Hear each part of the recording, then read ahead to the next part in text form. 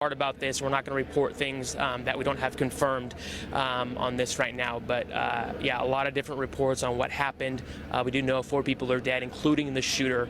But again, a large police presence here right now.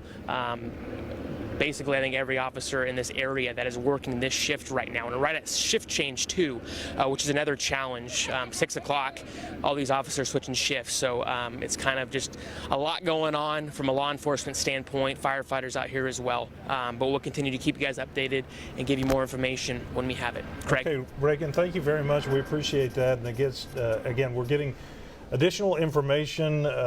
Andy Little with the Tulsa Fire Department just again gave us the additional information that in addition to what was confirmed by City Councilor Jamie Fowler, that 4 people are dead, including the gunman who died from a self-inflicted gunshot wound. Another person is in critical condition. That's right. We're working to gather more information. Bob Roloff is on scene. He's a retired Tulsa police officer, one of our storm trackers. He got there very quickly, and you're looking at his shot right now, actually. And Bob, you said you saw a number of ambulances pull away from that area. Tell us a little bit again of what you saw and the moments you arrived. Yes, I was on 169 at 61st when this call initially came out, and it was one of those calls that you knew this was active shooter, no questions, no ifs, ands, and buts.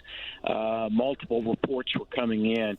When I got here, there were already ambulances, fire trucks, and numerous law enforcement on the scene. We've got law enforcement agencies. I've seen the U.S. Marshals, FBI evidence team, the tribal nations are out here. We've got a response from all the region out here. One of the other things that I'll be interested in seeing is, with my 45 years of law enforcement experience, they were in that building pretty quick. They were in there talking about coming up with victims and then finding the suspect. And I think the time lapse from when the first officer got there and how quickly they went into the building, that may have been a significant portion of this story today. So, when they come back out and have an after-action report, I think you'll find that the response here was very good by all the emergency management, emergency fire department, EMSA, and police. All right, Bob, thank you so much for that perspective. We appreciate that. We are going to go to Dustin, who has been flying above the scene, giving us a perspective that really shows just how massive the response is, that you just can't get this perspective anywhere else. It's just, you can really see how seriously they took this, how fast they showed up. So Dustin, anything new with you? Dustin, can you hear us? Okay, and don't.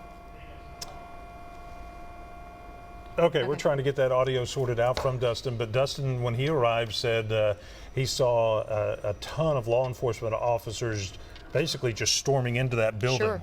And then they kind of eased off a little bit after that as they kind of methodically went through their search of that facility. Again, it's the Natalie building there near 61st and Yale.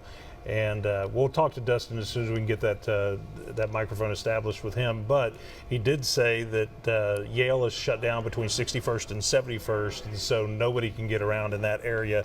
And again, here we are just a little bit after 6 o'clock. So if folks are not watching this and they're at work and you know of somebody who works in that area, give them a heads up to avoid that area. And even some of the buildings in that area, I'm having people say that their loved ones work around there, like Mahogany's, and there's restaurants, and that they're even on lockdown right now because, they are just trying to wait until everything is secure and then the street is clear.